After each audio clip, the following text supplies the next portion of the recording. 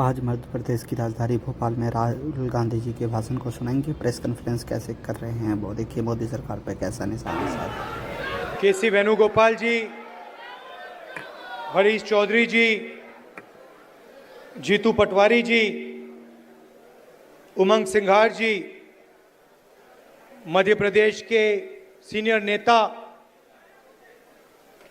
District block president, party के हमारे कार्यकर्ता, आप सबका यहां बहुत बहुत स्वागत, नमस्कार। आपका मूड कैसा है? ठीक है? तो आज मैं आपको दो तीन चीजें कहना चाहता हूं। सबसे पहले, विचारधारा की लड़ाई चल रही है। एक तरफ कांग्रेस पार्टी है, हमारा कॉन्स्टिट्यूशन है, और दूसरी तरफ बीजेपी और आरएसएस जो इसको मानती नहीं है और इसको खत्म करना चाहती है। हिंदुस्तान की सारी संस्थाओं को, इंस्टीट्यूशंस को उन्होंने पकड़ लिया है। हर संस्था में उन्होंने अपने लोग डाले हैं और देश को आस्ते आस्ते देश का वो गला घोट रहे हैं। तो पहली लड़ाई संविधान की है। एक तरफ हम कांग्रेस पार्टी, हमारी विचारधारा, और दूसरी तरफ आरएसएस जो संविधान के खिलाफ खड़े हैं।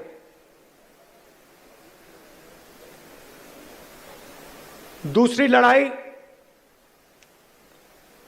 सामाजिक न्याय की। जीतू ने कहा, जाति जनगणना के बारे में बोला। पार्लियामेंट हाउस में, लोकसभा में मैंने देश से वायदा किया था कि कुछ भी हो जाए, जाति जनगणना लोकसभा और राज्यसभा में पास होगा।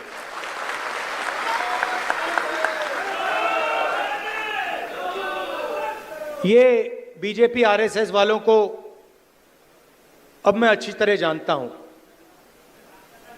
इन पर थोड़ा सा दबाव डालो, थोड़ा सा धक्का मारो, डर के भाग जाते हैं ये लोग। जैसे उधर से ट्रंप ने एक इशारा किया, फोन उठाया, कहा मोदी जी क्या कर रहे हो?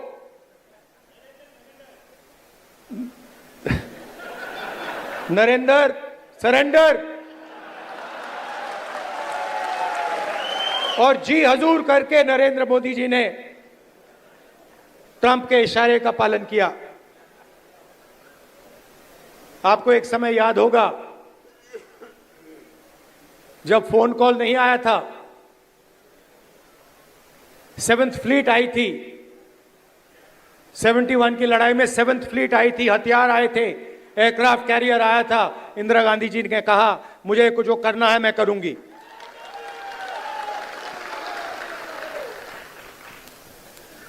ये फर्क है, इनका कैरेक्टर है। ये सारे के सारे ऐसे हैं। आजादी के समय से सरेंडर वाली चिट्ठी लिखने की आदत है। एक सेकंड में थोड़ा सा दबाव पड़े, भैया ये लो। हाँ, तो ये इनका कैरेक्टर है। कांग्रेस पार्टी सरेंडर नहीं होती है। गांधी जी, जवाहरलाल नेहरू, सरदार पटेल, ये सरेंडर वाले लोग नहीं हैं। ये सुपर पावर से लड़ने वाले लोग हैं।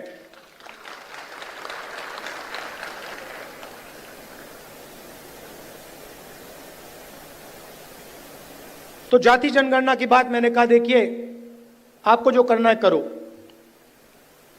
हम सामाजिक न्याय की लड़ाई लड़ेंगे और जाति जनगणना को हम लोकसभा में पास करेंगे। मोदी जी पहले कहते थे कोई जात नहीं है, फिर सिर्फ 4 जात हैं, चुनाव के समय वो ओबीसी बन जाते हैं।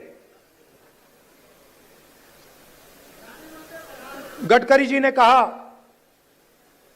मोहन भगवत ने बयान दिए,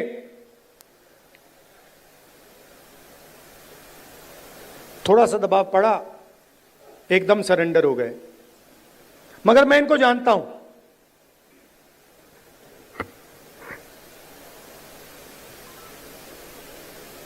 जैसे इन्होंने महिला आरक्षण का काम किया था, वो 10 साल बाद वाला, यहां भी वही कोशिश है इनकी। ये करना नहीं चाहते हैं,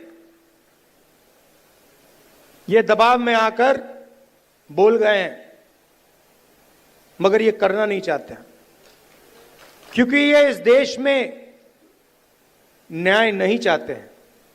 ये अंबानी अदानी वाला देश चाहते हैं, अरबपतियों वाला देश चाहते हैं, सामाजिक न्याय वाला देश नहीं चाहते हैं। मैं आपको तेलंगाना की बात करना चाहता हूं। 2 मॉडल हैं जाति जनगणना के, एक तेलंगाना का मॉडल और दूसरा बीजेपी का बिहार का मॉडल, और जो उनकी सोच का मॉडल है।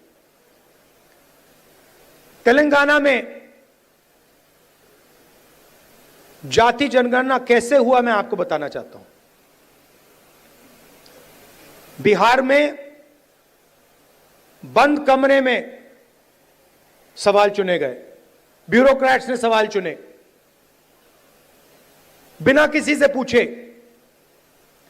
बिना जनता से बातचीत किए, बिना दलितों से पूछे, बिना पिछड़ों से पूछे, बिना अति पिछड़ों से पूछे, बिना जनरल कास्ट से पूछे, बिना माइनॉरिटी से पूछे, बंद कमरे में 3-4 सवाल लिखे, जाति जनगणना कर दिया। तेलंगाना में हमने लाखों लोगों से सवाल पूछा, दलितों के संगठनों से, आदिवासी के संगठनों से, उनके नेताओं से, और हमने उनसे पूछा कि देखिए हम जाति जनगणना करने जा रहे हैं, सर्वे करने जा रहे हैं, आप इस सर्वे में कौन से सवाल चाहते हो।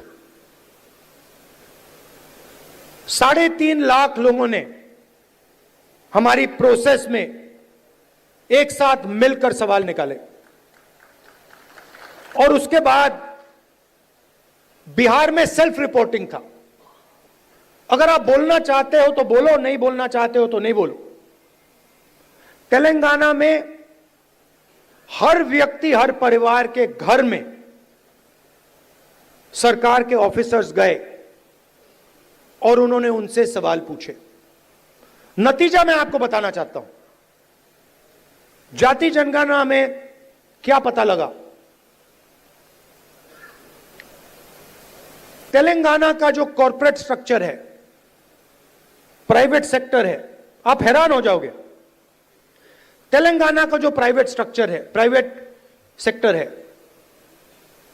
सीईओज, सीनियर मैनेजमेंट, कंपनी के मालिक, इन सब की लिस्ट में आपको एक दलित, एक आदिवासी, एक पिछड़ा वर्ग का व्यक्ति नहीं मिलेगा। यह सच्चाई है। तेलंगाना में जो भी कॉन्ट्रैक्ट सरकार देती है, सारे के सारे कॉन्ट्रैक्ट्स 5% लोगों को मिलते हैं। उसमें ना कोई दलित है, ना कोई आदिवासी है, ना कोई पिछड़े वर्ग का व्यक्ति है। यह सच्चाई है। हम कहते हैं हम सुपर पावर बनना चाहते हैं। दलितों की आबादी 15%, पिछड़ों की आबादी कम से कम 55%, आदिवासियों की आबादी 9%, माइनॉरिटीज 15%, सब जोड़ लो 90% बनता है। इनकी भागीदारी नहीं है। और वही चुने हुए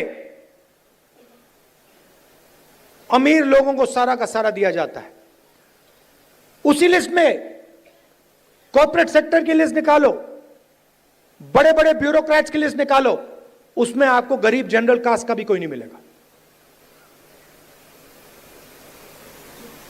यह सच्चाई है। मजदूरों की लिस्ट निकालो, उबर ड्राइवर्स की लिस्ट निकालो, जो खाना डिलीवर करते हैं उनकी लिस्ट निकालो, और उसमें आपको पिछड़ा वर्ग, दलित, आदिवासी सब मिलेंगे। दो हिंदुस्तान बन रहे हैं, एक 90% का और दूसरा चुने हुए लोगों का 5-7% का। बड़ी बड़ी बातें होती हैं सुपर पावर बनेंगे, ऐसे कोई सुपर पावर नहीं बनता है। जब तक हम हर हिंदुस्तानी की शक्ति का नहीं प्रयोग करेंगे तो ये देश सुपर पावर छोड़ो आगे नहीं जा सकता है। यह सच्चाई है। जो भी सपने देखने देख लो,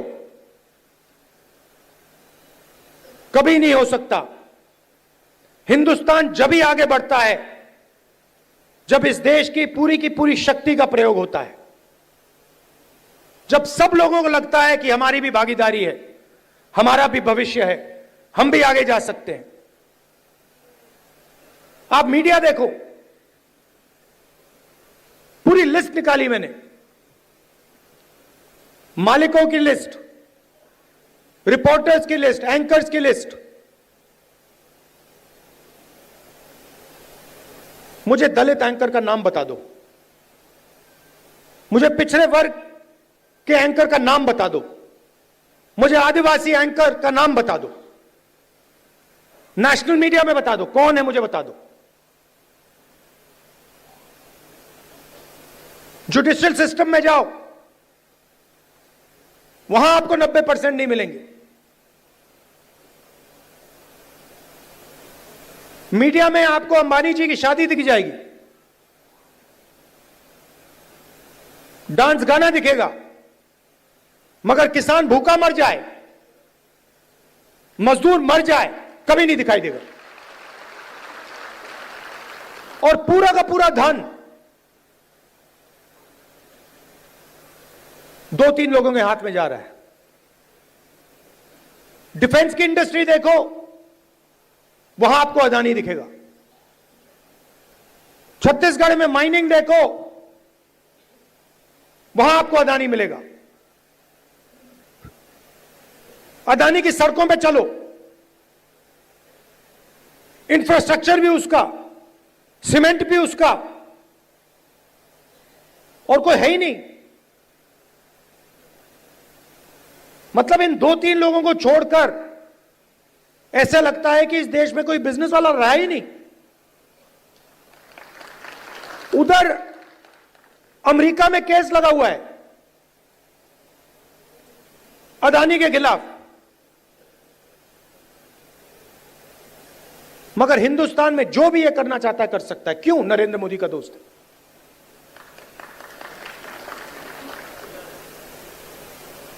तो हो क्या रहा है?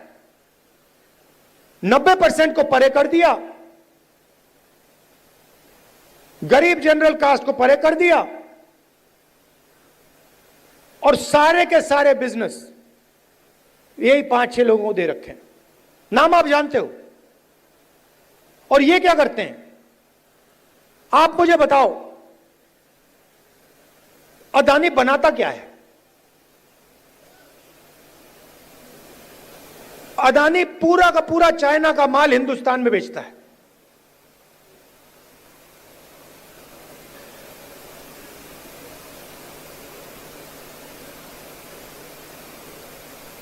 तो अदानी पैसे बनाता है,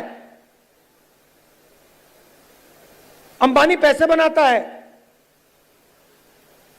और चाइना अपना माल हिंदुस्तान में बेचता है।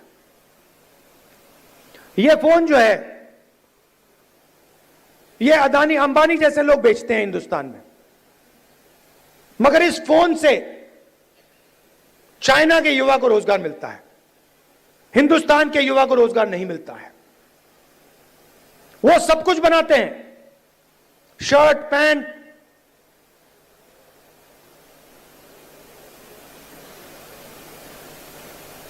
मोबाइल फोन, सोलर पैनल, और यहां पे बेरोजगारी फैलती जा रही है, फैलती जा रही है। जहां भी देखो, आप किसी भी युवा से पूछो, भैया क्या करते हो? कुछ नहीं करते हैं। क्या काम करते हो? नहीं, कुछ नहीं करते हैं।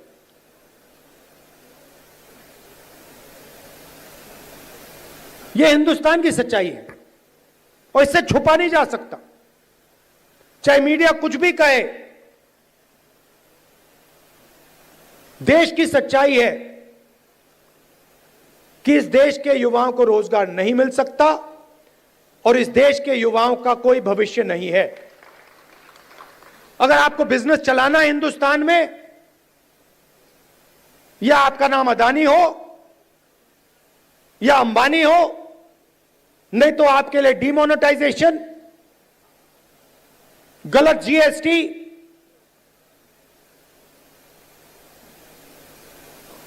या फिर आप उनके लिए जाके काम करो। जाति जनगणना पूरे देश को दिखा देगा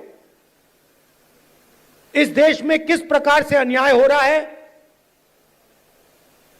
किसको फायदा मिल रहा है, किसको नहीं मिल रहा है। किसी को चोट लगती है, आपका कभी फ्रैक्चर हुआ है? फ्रैक्चर हुआ है, डॉक्टर ने आपको सबसे पहले क्या बोला? सबसे पहले बोला देखो भैया दिखा दो, एक्सरे करा दो। आपने उनसे कहा नहीं मैं नहीं कराऊंगा एक्सरे। अगर आप कहते मैं नहीं कराऊंगा तो डॉक्टर आपको क्या कहता? फोर्स करता। और अगर तब भी नहीं करते तो फिर लंगड़ाते हुए चलते रहते और डॉक्टर कहता यार ये तो मतलब पागल है ना। तो मैं यही कह रहा हूं, पूरा देश जानता है कि दलितों को, पिछड़ों को, गरीब जनरल कास्ट को जबरदस्त चोट लग रही है।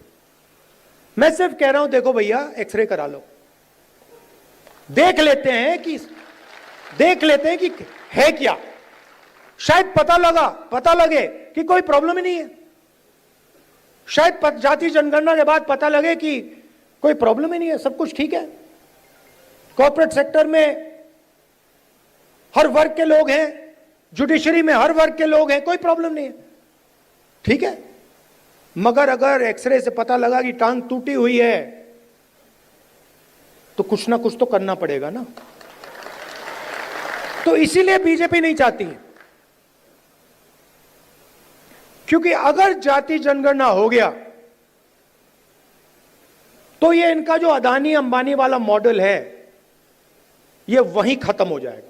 क्योंकि देश को पता लग जाएगा कि 90% को कोई फायदा नहीं हो रहा है, ये 5-10% को सारा का सारा हिंदुस्तान का धन जा रहा है और जनता अपने आप खड़े होकर उसको रोक देगी।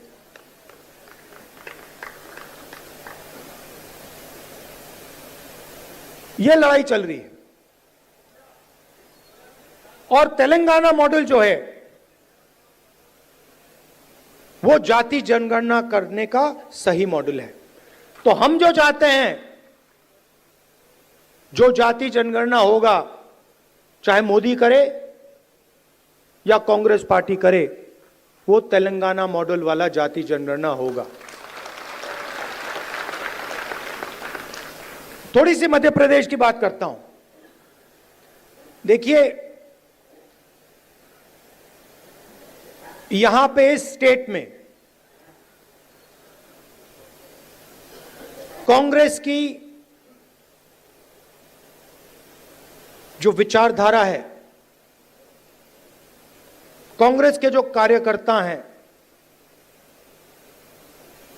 कांग्रेस की विचारधारा के जो लीडर्स हैं, उनकी कोई कमी नहीं है। यह भरा पड़ा हुआ है। इसी कमरे में बीजेपी को हराने का टैलेंट बैठा हुआ है। मगर आपके हाथ बंधे हुए हैं।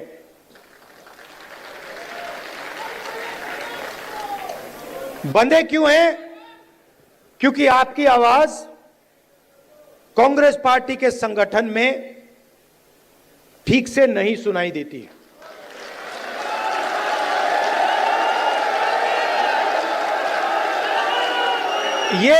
ये हमारी सेना है, ये लड़ने के लिए तैयार है, ये मरने के लिए तैयार है। बीच में 2-3 लोग उल्टे सीधे बयान देते रहते हैं।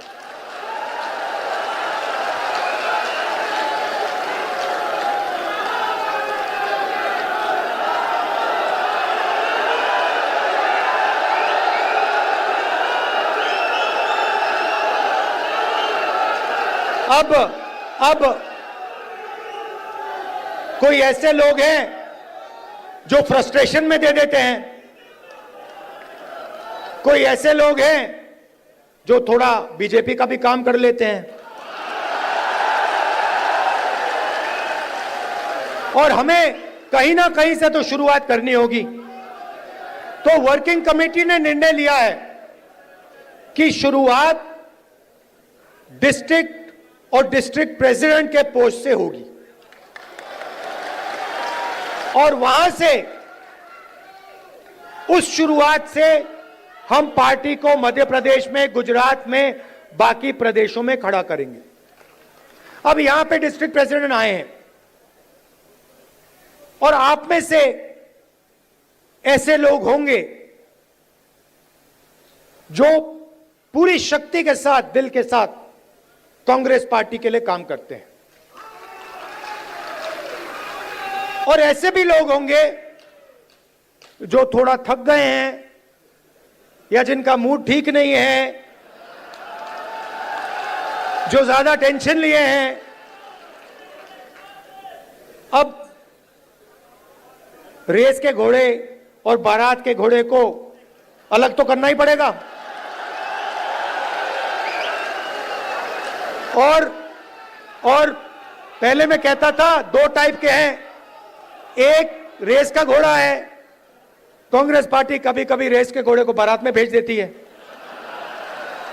ये कमलनाथ ने कहा है, और कभी कभी बारात के घोड़े को रेस की लाइन में खड़ा कर देती है, उसको पीछे से वो एक चाबुक पड़ता है, वो वहीं बैठ जाता है। मगर एक तीसरी कैटेगरी है, एक हुआ बारात का, दूसरा हुआ रेस का, एक तीसरा भी होता है। कौन सा होता है? लंगड़ा घोड़ा। तो ये छांटना है हमें, लंगड़ा कौन सा है, रेस का कौन सा है, बारात का कौन सा है। बारात वाले को बारात में भेजना है, रेस वाले को रेस में डालना है, और लंगड़े वाले को रिटायर करना है कि भैया ये लो, थोड़ी सी घास चरो, घास खाओ, घास चढ़ो, पानी पियो, रिलैक्स करो, बाकी लोगों को तंग मत करो, बाकी घोड़ों को डिस्टर्ब मत करो, नहीं तो फिर कार्रवाई करनी पड़ेगी। जो लंगड़ा घोड़ा होता है, अगर वो डिस्टर्ब करता है तो उसके साथ क्या होता है जानते हो? वो मैं नहीं कहूंगा। तो ये बदलाव लाना है। गुजरात में हमने नए डिस्ट्रिक्ट प्रेसिडेंट्स चुने, दिल्ली से ऑब्जर्वर आए, एआईसीसी से ऑब्जर्वर आए, गुजरात के नेताओं के साथ वो हर डिस्ट्रिक्ट में गए, और उन्होंने कार्यकर्ताओं से बात की, लोगों से बात की, नेताओं से बात की, जिनको कांग्रेस पार्टी में सीनियर लीडर कहा जाता है, उनसे भी बात की, और नाम चुनकर उन्होंने दिल्ली भेजे। मैं 2 लिस्ट देख रहा था, पुराने डिस्ट्रिक्ट प्रेसिडेंट्स, और मैं ये नहीं कह रहा हूं कि उसमें अच्छे लोग नहीं थे, और उनको फिर से डिस्ट्रिक्ट प्रेसिडेंट बनाया जा सकता है। तो हम किसी को कैंसिल नहीं कर रहे हैं। अगर आप अच्छा काम कर रहे हो, जो यहां डिस्ट्रिक्ट प्रेसिडेंट बैठे हैं, अगर आप अच्छा काम कर रहे हो, आपको कोई घबराने की जरूरत नहीं। मैंने वो 2 लिस्ट देखी, जमीन आसमान का फर्क है। एक लिस्ट कहना नहीं चाहिए, मगर सीनियर नेता के असिस्टेंट,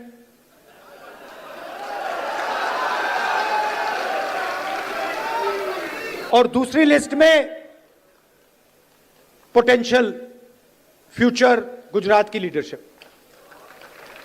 वही हम मध्य प्रदेश में करना चाहते हैं। और अगर हम ये नया बदलाव ला रहे हैं तो ये सिर्फ डिस्ट्रिक्ट लेवल पे नहीं रुक सकता है। ये एक कदम है। इसके बाद हम ब्लॉक और जो गांव तक का लेवल है, लोकल बॉडी का लेवल है, वहां भी जाएंगे। मगर मैं जो डिस्ट्रिक्ट प्रेसिडेंट बनेंगे,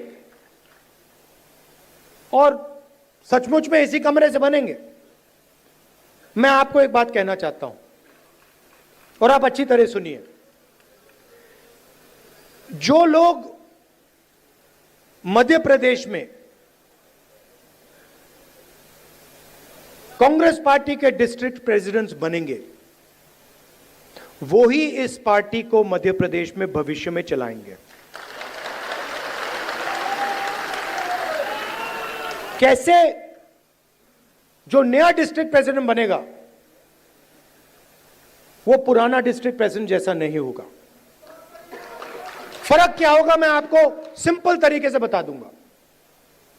नए डिस्ट्रिक्ट प्रेसिडेंट को हम ऑब्जेक्टिव तरीके से नापेंगे।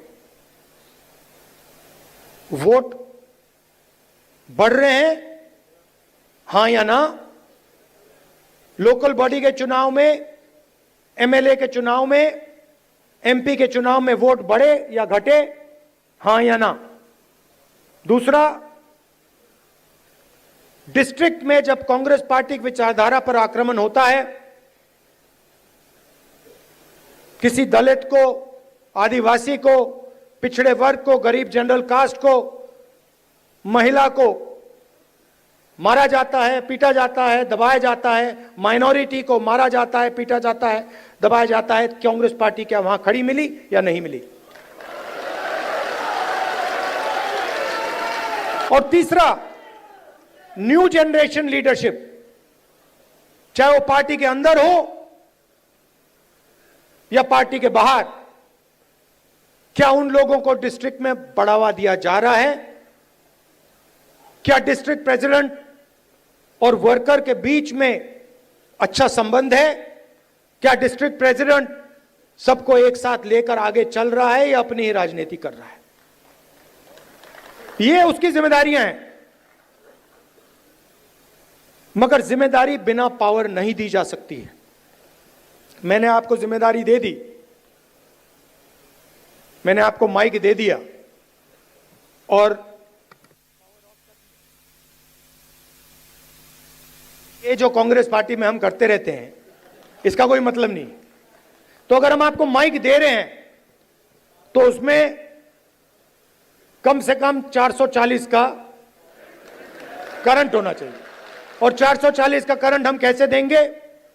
जो हमारा डिस्ट्रिक्ट प्रेसिडेंट होगा उसकी आवाज लोकल बॉडी के कैंडिडेट्स को चुनने में, एमएलए के कैंडिडेट्स को चुनने में और लोकसभा के कैंडिडेट को चुनने में सुनाई देगी। अगर कोई सोचता है कि वो डिस्ट्रिक्ट प्रेसिडेंट को अलग कर दे और वो कांग्रेस पार्टी में आगे बढ़ेगा, तो वो आज के बाद गलतफहमी में है। तो हम 55 लीडर चाहते हैं मध्य प्रदेश के लिए, मध्य प्रदेश के भविष्य के लिए हम 55 लीडर को चुनना चाहते हैं। ये हमारे ऑब्जर्वर्स का काम है। और उसके बाद जैसे मैंने कहा, ब्लॉक का काम शुरू होगा, पंचायत लेवल का काम होगा, वार्ड लेवल का काम शुरू होगा। मगर ये एक बहुत गहरा कदम लिया जा रहा है। मैं जानता हूं कि आप लोग कांग्रेस पार्टी को आगे बढ़ाना चाहते हो और मैं जानता हूं कि आपको कितना फ्रस्ट्रेट किया जाता है। मैं यहां आपको यह बताने आया हूं कि मैं आपके साथ खड़ा हूं और जो भी कांग्रेस पार्टी की विचारधारा की रक्षा करेगा, जो भी कांग्रेस पार्टी को मध्य प्रदेश में बढ़ाने की कोशिश करेगा, उसके साथ मैं खड़ा मिलूंगा।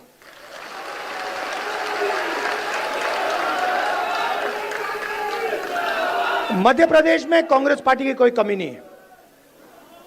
मैं आपको बता रहा हूं, आप मानो ना मानो, मैं आपको बता रहा हूं, जिस दिन आपने मन बना लिया, सिर्फ इस कमरे ने और किसी ने नहीं, जिस दिन इस कमरे में 20% लोगों ने मन बना लिया कि यार बीजेपी को उधेड़ के फेंकना है, उस दिन बीजेपी का आप परे कर दोगे। मेरी जितनी भी जरूरत होगी, जहां भी आप मुझे ले जाना चाहते हो, आप मुझे बुलाओ, मैं हाजिर हो जाऊंगा। आप सबका दिल से बहुत बहुत धन्यवाद। नमस्कार, जय हिंद। अच्छा, आखिरी बात भूल गया मैं, सबसे जरूरी बात, कांग्रेस पार्टी में डिस्ट्रिक्ट प्रेसिडेंट के लिए कांग्रेस प्रेसिडेंट का मेरा वेणुगोपाल जी का दरवाजा 100% खुला मिलेगा। धन्यवाद, जय हिंद। राहुल गांधी जी ने जो